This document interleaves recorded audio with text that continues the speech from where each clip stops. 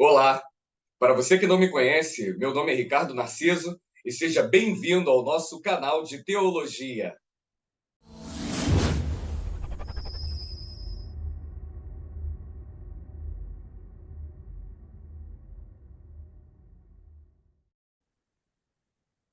Nessa aula de hoje, nós vamos conversar sobre os fundamentos da ética cristã. É uma aula destinada aos alunos do Instituto Teológico João Calvino, no Cunene, em Angola.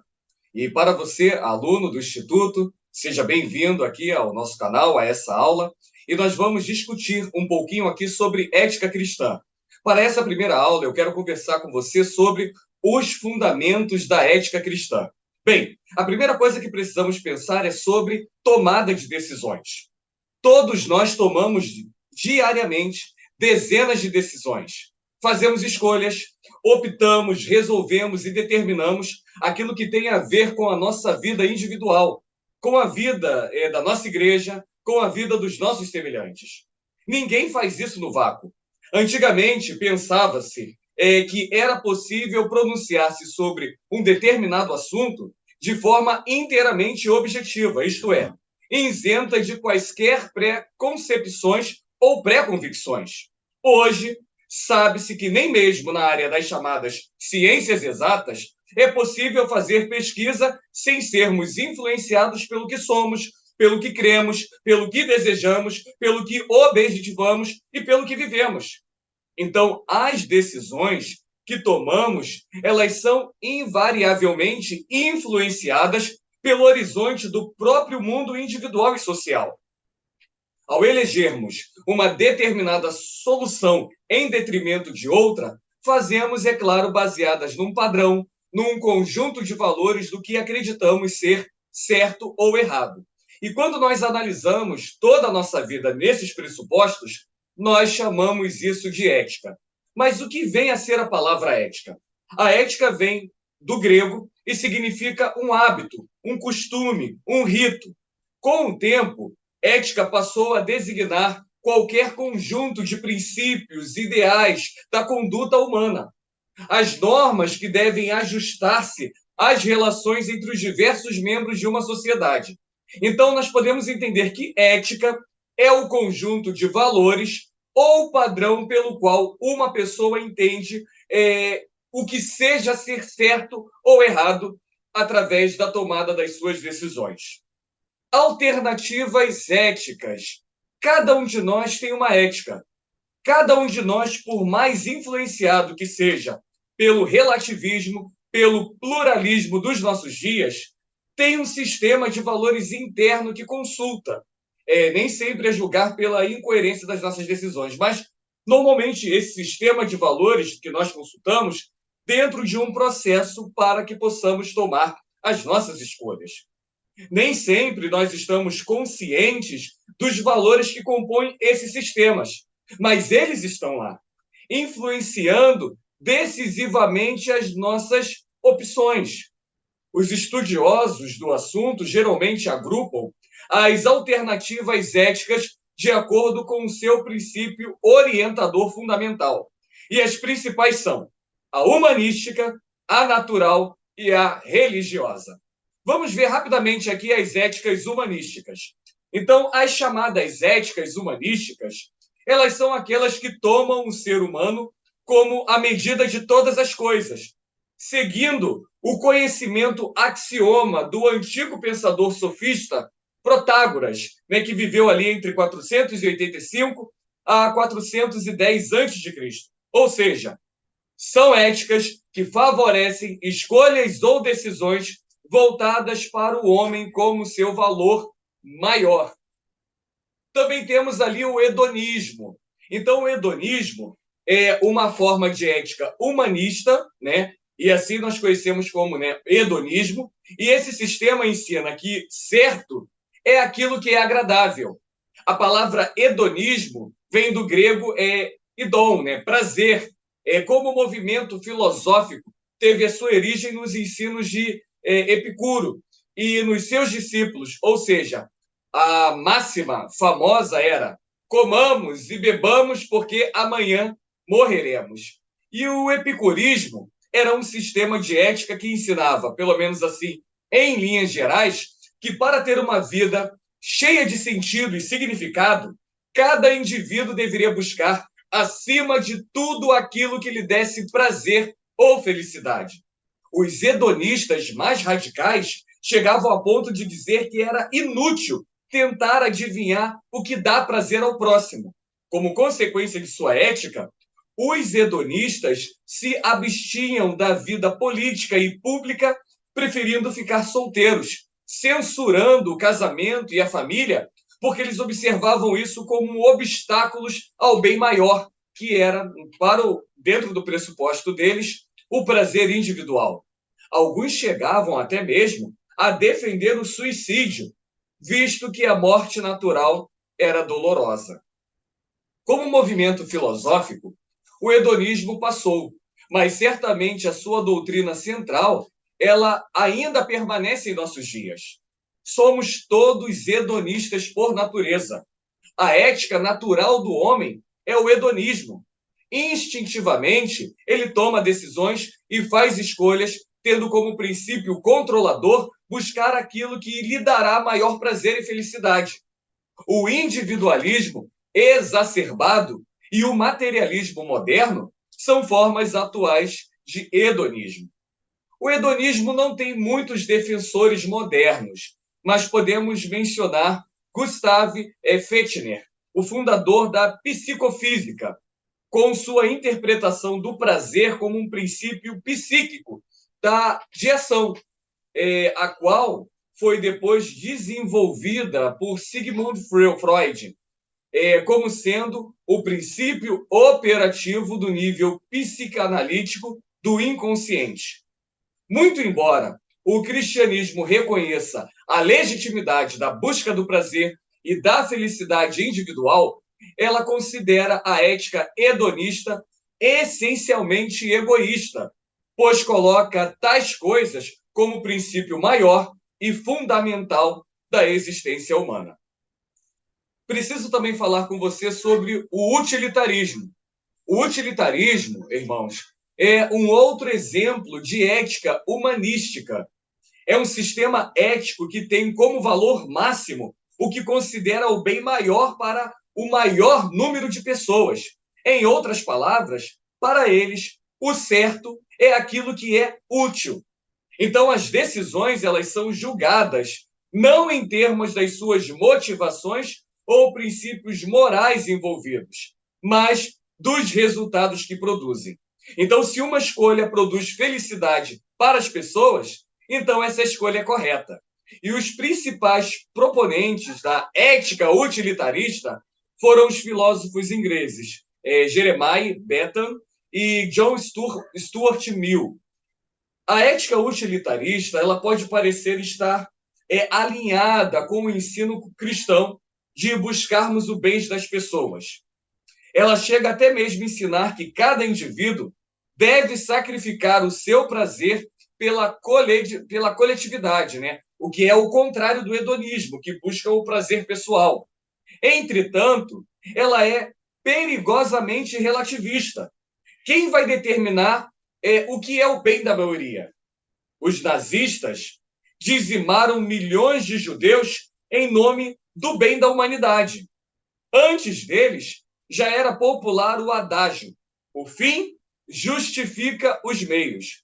Então, o perigo do utilitarismo é que ele transforma a ética simplesmente num pragmatismo frio e impessoal.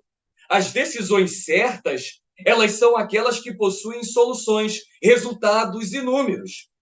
Pessoas influenciadas pelo utilitarismo escolherão soluções simplesmente porque elas funcionam, sem questionar, sem indagar se elas são corretas ou não.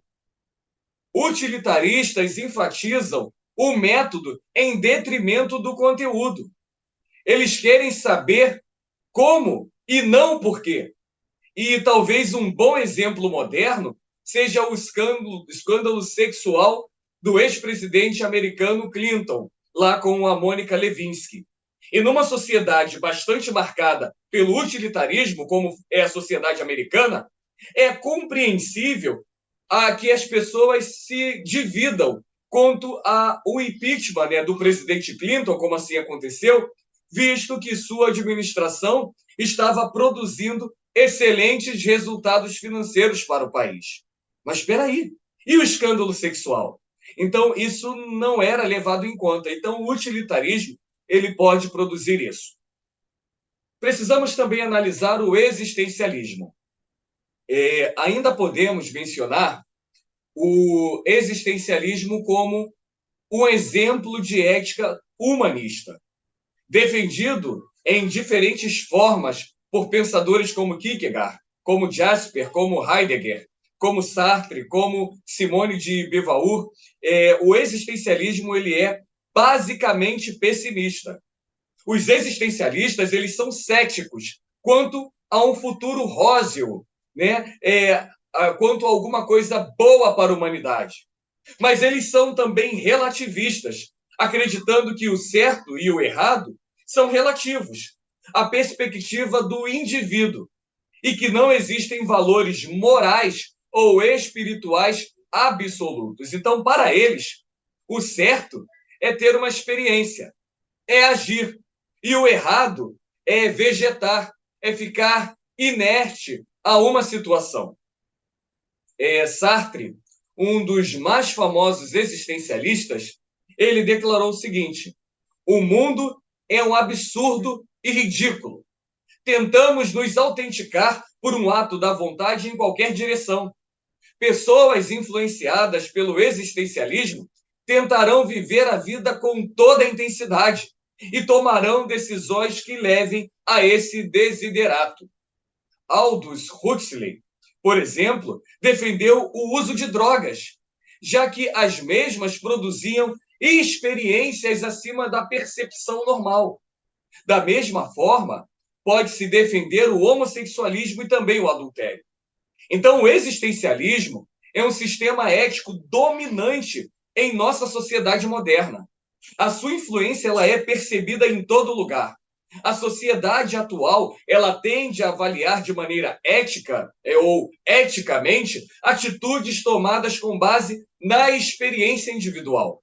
Por exemplo, um homem que não é feliz em seu casamento e tem um romance com uma outra mulher com quem ele se sente bem, geralmente recebe uma compreensão e uma tolerância da sociedade, que diz o seguinte: não, tudo bem, tá tudo normal, porque se ele está infeliz ali, se ali ele não consegue ter uma realização pessoal, ele vai buscar algo fora do casamento.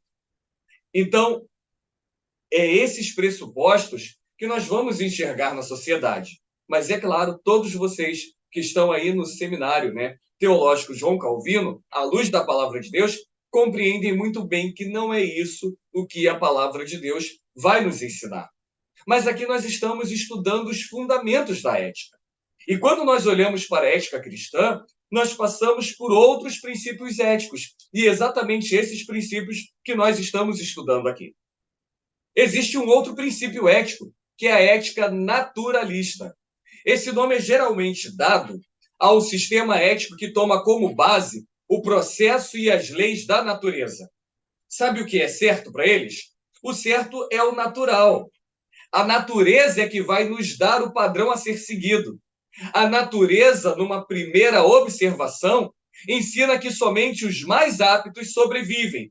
E os fracos, os doentes, os velhos, os debilitados tendem a cair e a desaparecer à medida que a natureza evolui.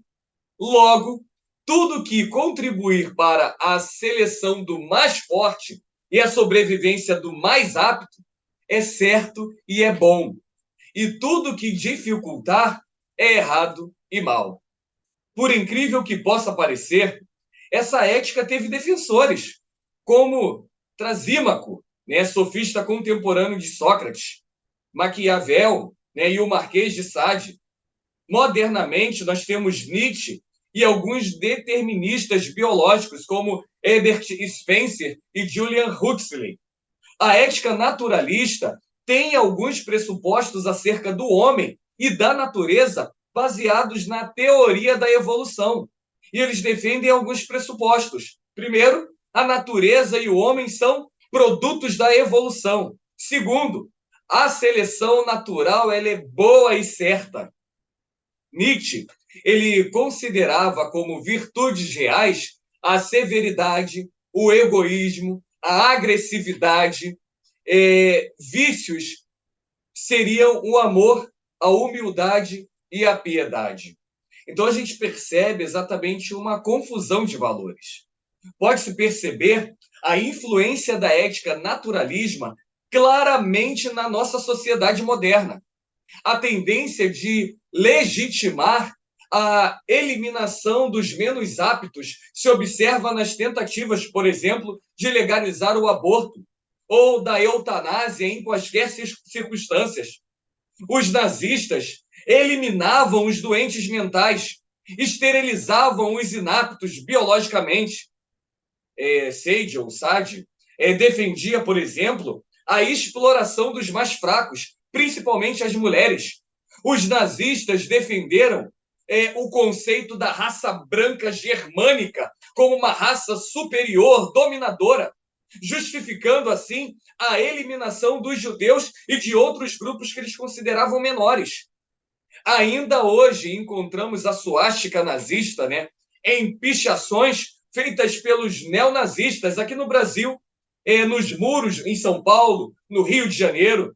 E essa suástica, essas pichações, elas se levantam contra os negros aqui no Brasil, contra os nordestinos, também no Brasil, contra os mais pobres. Conscientemente ou não, as pessoas elas assim seguem essa ética naturalista da sobrevivência daqueles que são considerados os mais aptos em destruição àqueles que são mais fracos. Eu não sei aí em Angola qual tem sido a ética que tem predominado, né, de uma maioria para uma minoria. Mas certamente existe essa ética e certamente é muito provável que essa ética, inclusive, seja defendida também por alguns que se intitulam como cristãos. Os cristãos entendem que uma ética baseada na natureza, ela jamais poderá ser legítima, visto que a natureza e o homem se encontram hoje radicalmente desvirtuados como resultado do afastamento da humanidade do seu Criador. A natureza, como a temos hoje, ela afasta o estado original em que foi criada. Não pode servir como um sistema de valores para a conduta dos homens. Então, precisamos pensar sobre isso. Mas existe também as éticas religiosas. E são aquelas, né, são aqueles sistemas de valores que procuram na divindade, Deus ou deuses, o motivo maior das suas ações e decisões. Nesses sistemas, existem uma relação inseparável entre ética e religião. O juiz das questões éticas é o que a divindade diz sobre o assunto. E, evidentemente, o conceito de Deus em cada um desse sistema mantém e acabará de influenciar decisivamente o código ético e o comportamento que será seguido. E as éticas religiosas não cristãs? Bem, no mundo grego antigo, os deuses eles foram concebidos, né, como similares aos homens, especialmente nas obras de Homero. E esses deuses, né, que são concebidos similar aos homens, com paixões e desejos bem humanos e sem muitos padrões morais, embora, é claro, essa concepção tenha recebido muitas críticas, né, por filósofos importantes na época, mas precisamos entender o seguinte: além deles dominarem as forças da natureza, o que tornava os deuses distintos dos homens, porque os homens, é claro, eram mortais e os deuses imortais, não é de admirar que a religião grega clássica não impunha demandas e restrições ao comportamento de seus adeptos, a não ser por grupos ascéticos que seguiam severas dietas religiosas buscando a purificação. O conceito hindu de não matar vacas vem de uma crença do período védico, que associa as mesmas ou algumas divindades do hinduísmo, especialmente Krishna. O culto a esse Deus, ele tem elemento pastoris e rurais. O que pensamos acerca de Deus irá certamente influenciar o nosso sistema interno de valores, bem como um processo decisório que enfrentaremos todos os dias. E isso vale também para ateus e para agnósticos. O seu sistema de valores já vem, ou ele já parte de um pressuposto de que Deus não existe. E esse pressuposto, inevitavelmente, irá influenciar nas suas decisões e também nos seus valores. É muito comum na sociedade moderna um conceito de que Deus, ou que alguns deuses, sejam uma espécie de divindade benevolente, que contempla com paciência e tolerância os afazeres humanos sem muita interferência, a não ser para ajudar os necessitados e especialmente os seus protegidos e devotos.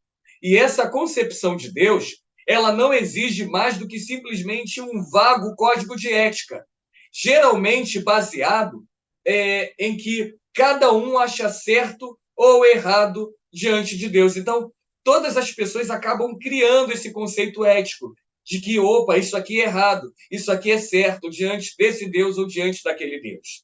Mas, e a ética cristã? Bem, a ética cristã, ela é um sistema de valores morais associados ao cristianismo histórico, que retira dele a sustentação lógica e filosófica de seus preceitos, como as demais éticas já mencionadas aqui. A ética cristã, ela opera a partir dos diversos pressupostos e conceitos que acreditam estar revelados nas Sagradas Escrituras. E nós olhamos para o único e verdadeiro Deus. E quais são os princípios que nós destacamos? Primeiro, a existência de um único e verdadeiro Deus, o Criador dos céus e da terra. Então, a ética cristã, ela parte desse conceito de que Deus se revela nas Sagradas Escrituras.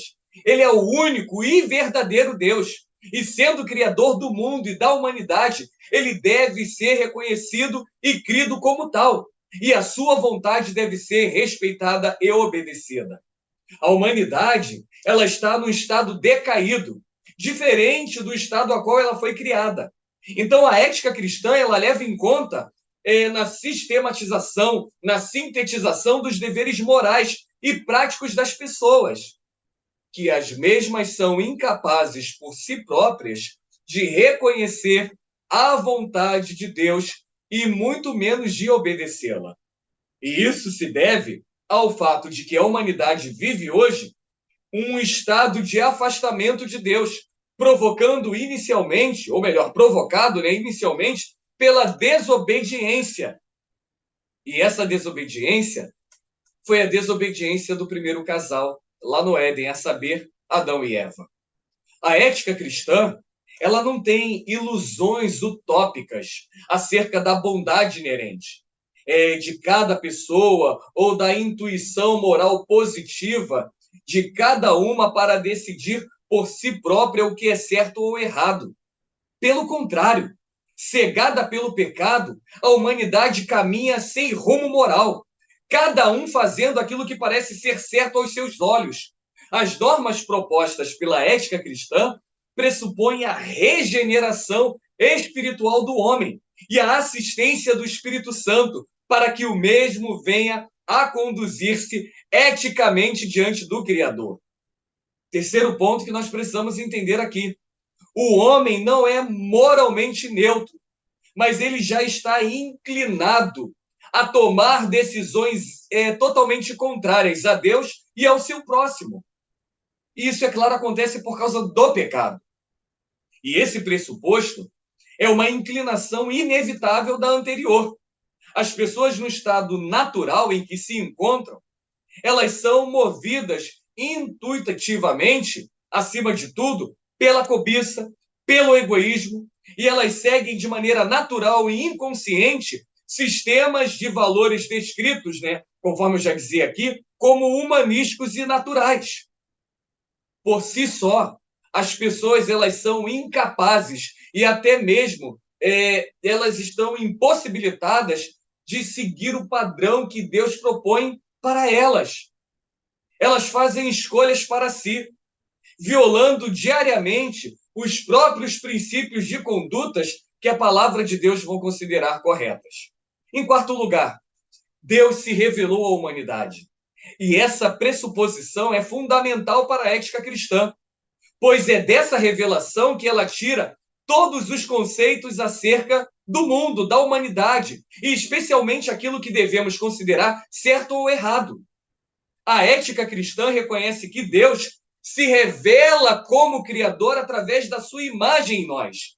Então, cada pessoa traz, como criatura de Deus, resquícios dessa imagem. É claro que agora deformada pelo egoísmo, pelos desejos da autonomia e independência de Deus, pelo pecado que manchou o nosso ser. E a consciência das pessoas, embora frequentemente ignorada e suprimida, ela reflete, por vezes, lampejos dos valores divinos. Deus também se revela através das coisas criadas. O mundo que nos cerca é um testemunho vivo da divindade, do poder e da sabedoria de Deus. Muito mais do que o resultado de milhões de anos da evolução cega. Entretanto, é através da revelação especial, que você já conhece, as Sagradas Escrituras, a Palavra de Deus, a Bíblia Sagrada, que Deus ele nos faz saber acerca de si próprio, de nós mesmos, porque Ele é o nosso Criador, do mundo que nos cerca e dos seus planos a nosso respeito e também da maneira como nós devemos nos portar, como nós devemos viver nesse mundo que Ele criou e nesse mundo que Ele nos fez habitar. Então, assim, muito embora a ética cristã se utilize do bom senso comum às pessoas, ela depende primariamente das Sagradas Escrituras, na elaboração dos padrões morais e espirituais que devem reger a nossa conduta nesse mundo. Ela considera que a Bíblia traz todo o conhecimento de que precisamos para servir a Deus de maneira agradável e para vivermos alegres e satisfeitos no mundo presente. Mesmo não sendo uma revelação exaustiva de Deus e do reino celestial, a Escritura, entretanto, ela é suficiente naquilo que nos informa a esse respeito. Evidentemente, nós não vamos encontrar nas Escrituras indicações diretas sobre alguns problemas que são tipificamente modernos, por exemplo, como eutanásia, como a AIDS, como a clonagem de seres humanos, como as questões relacionadas à bioética. Nós não vamos ver isso na Bíblia, diretamente. Entretanto, na palavra de Deus, nós vamos encontrar princípios teóricos que regem diferentes áreas da vida humana. É na interação com esses princípios e com os problemas de cada geração que a ética cristã ela se atualiza, ela se contextualiza, sem jamais, prestem atenção nisso, sem jamais abandonar os valores permanentes e transcendentes revelados nas Sagradas Escrituras. Então, precisamente por se basear na revelação que o Criador nos deu, que a ética cristã estende-se a todas as dimensões da realidade. Ela se pronuncia sobre questões individuais, religiosas, sociais, políticas, ecológicas e também econômicas. Desde que Deus exerce a sua autoridade sobre todas as dimensões da existência humana. As suas demandas nos alcançam onde ela se nos encontra, onde ela nos acha. Inclusive e principalmente no ambiente de trabalho, onde nós exercemos o mandato divino de explorarmos o mundo criado e ali alcançarmos e ganharmos o nosso pão. É nas Escrituras, portanto, que nós encontramos o padrão, moral revelado por Deus. Os 10 mandamentos, o Sermão do Monte, preferido por Jesus, são os exemplos mais conhecidos. Entretanto, mais do que simplesmente um livro de regras morais, as Escrituras, a palavra de Deus, são para os cristãos a revelação do que Deus fez para que o homem pudesse vir a conhecê-lo, a amá-lo e alegremente obedecê-lo. A mensagem das Escrituras é fundamentalmente de reconciliação com Deus mediante a Jesus Cristo. E a ética cristã fundamenta-se na obra realizada de Cristo e é uma expressão de gratidão muito mais do que um esforço para merecer benesses divinas. Então, a ética cristã, em resumo, é um conjunto de valores morais total e unicamente baseado nas Sagradas Escrituras, pelo qual o homem deve regular a sua conduta neste mundo diante de Deus, diante do próximo e diante de si mesmo. Entenda bem, alunos do Instituto João Calvino aí no CUNEM. Não é um conjunto de regras pelas quais o homem poderá se achegar a Deus, mas é a norma de conduta pela qual poderá o homem agradar a Deus, porque ele já foi redimido por Deus. E por se basear na revelação divina, acreditamos, né? E acredita-se em valores morais absolutos, que são a vontade de Deus para todos os homens, de todas as culturas, em todos os lugares e em todas as épocas. Que bom que você esteve comigo aqui nessa aula. Nós vamos encerrar a nossa aula aqui e que Deus abençoe a sua vida. Até o nosso próximo encontro de ética cristã e certamente será um momento proveitoso. Eu vou encaminhar algumas literaturas para vocês. Façam a leitura de alguns materiais que eu vou enviar e em breve nós nos encontraremos novamente. Um forte abraço e que Deus abençoe a todos os alunos do Instituto Teológico João Calvino no CUNEM. Um forte abraço e até breve na nossa próxima aula, no nosso próximo encontro.